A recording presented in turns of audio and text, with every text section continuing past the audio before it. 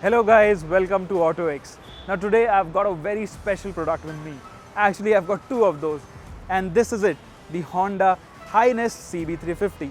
Now of course the name is a bit controversial, but this is going to go against the royalty of the segment, the Royal Enfield Classic 350. Now of course the Royal Enfield Classic 350, that bike is a cult in itself, and to dethrone that motorcycle, well, it requires a lot of effort. But Honda says that they have done everything, they've covered all the bases, and that's why they've now entered this segment with the CB350. Now, according to Honda, they've been working on this motorcycle for close to 2 years now. So like I've said, they say that they have covered all the bases and they're going to go against Royal Enfield with all guns blazing. So the CB350, it's going to be launched in around 2 to 3 weeks time. So right now we are not going to ride these motorcycles, as in we are not allowed to ride these motorcycles. So the review, the full-on review of these motorcycles will come later on. Today, however, we are going to do a walk-around video of these motorcycles. We're going to check out all the features in detail, what this bike has on offer, and most importantly, we'll take a closer look at the specifications and the quality of this motorcycle. And overall, I think this looks like a job well done. But let's find out, let's dig deeper.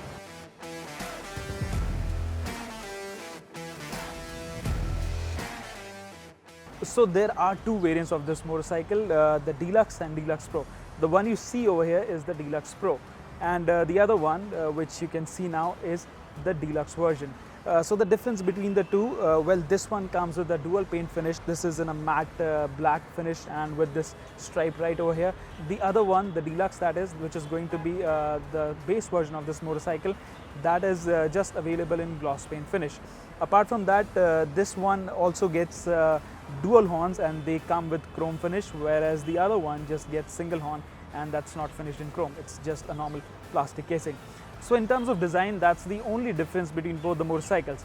However, in terms of features, well, both the motorcycles again get the same instrument cluster, but this one here, it comes with an additional element, which is smartphone Bluetooth connectivity. So Honda is going to launch an app for their motorcycle, similar to what TVS does with its SmartTech connectivity option. So basically, you'll have an app, you can use turn-by-turn navigation through the instrument cluster right here. So there are going to be a lot of features in that as well. So that is another key difference between both the motorcycles. They both get disc brakes on both the wheels. The disc brake on the front wheel is of larger size than the Royal Enfield Classic 350. Then this motorcycle also gets dual channel ABS as standard. So that's another element. Now in terms of the wheel size, it also has the same wheel size as the Royal Enfield, 19-inch front, 18-inch at the rear. But this is only available with alloy wheels. So you're not going to find spoke wheels in this motorcycle. And of course, a lot of people would want that, again, this classic touch, those spoked wheels. But then with that, you also have to understand that they are only available with tube tires. So Honda is not going to go after that. That's what we have heard. They're only going to offer this with alloy wheels, and these come with tubeless tires.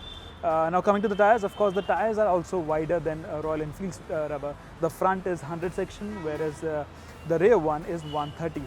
Now speaking of common features in both the motorcycles, they both get traction control. There's a USB charger as well, LED lighting all around, the headlamp, the tail lamp, the indicators are all LED. So overall on the surface, I think this is a great motorcycle. Honda seems to have covered all the bases and have done a really good job with this motorcycle.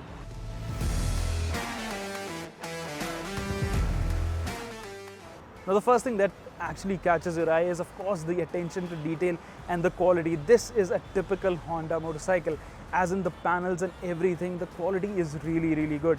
And I think it's much better than what Royal Enfield has to offer. The fit and finish, the plastic here, you see it's all in gloss finish, and the buttons and everything feels top quality. Now in terms of riding posture, I think this is a very comfortable motorcycle. The bars are very wide and they're quite tall as well, so you can sit comfortably.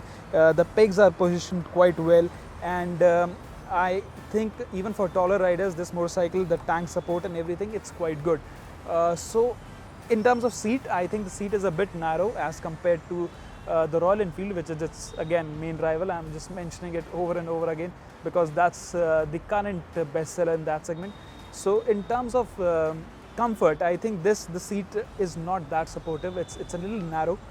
So over long distances, I think we'll have to check it once we take this motorcycle out for a long ride, if it turns out to be as comfortable as the Royal Enfield.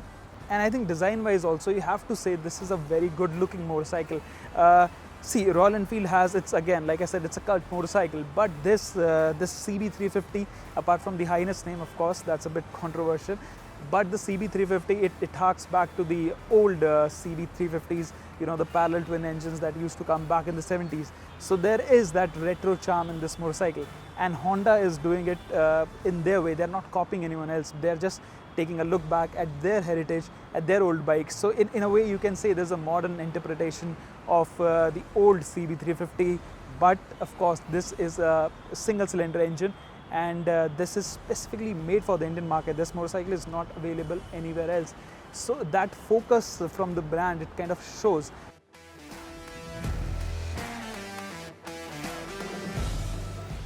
Now the engine in question is a 348cc long stroke air cooled engine. So with the specifications, you can make out that Honda is again going right after Royal Enfield. But this engine, it produces more power and torque. It has a peak power output of around 21 bhp, it's around 20.8 bhp actually, and peak torque of 30 Newton meter. However, this engine produces its peak torque at just 3000 rpm. So this is definitely going to have more grunt while you're riding in traffic. Now, other than that, the most important thing here is that this motorcycle weighs only 181 kilograms. Now that makes it 14 kilograms lighter than the Royal Enfield Classic 350. Now that is quite significant, because this motorcycle, even when I was moving it around in the parking lot, I think this feels much easier to handle.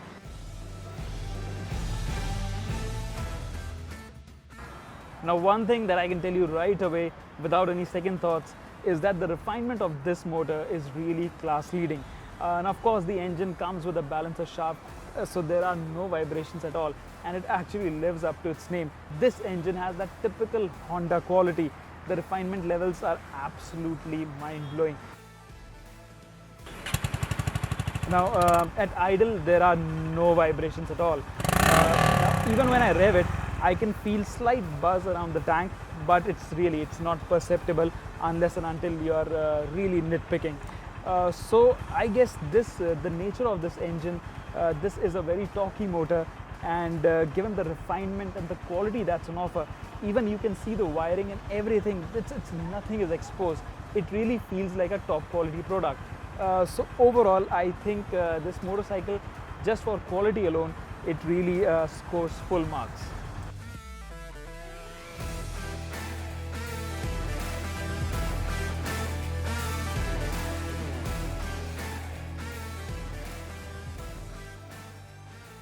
Now, not only the engine, Honda has done everything possible to make this sound like a classic cruiser.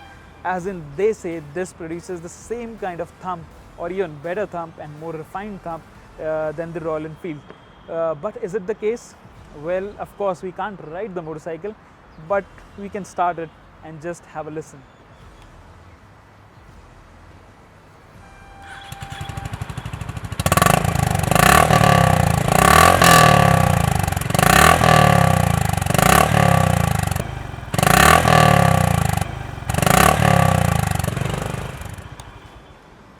Now I think the thump, well, I have not ridden the bike, but I feel it's a lot more refined, and it's not as throaty as Royal Enfield's.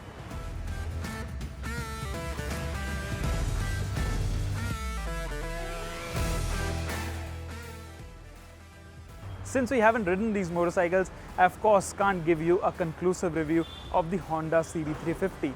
However, there are few things worth noting. This is not going to be available in all the Honda dealerships across the country.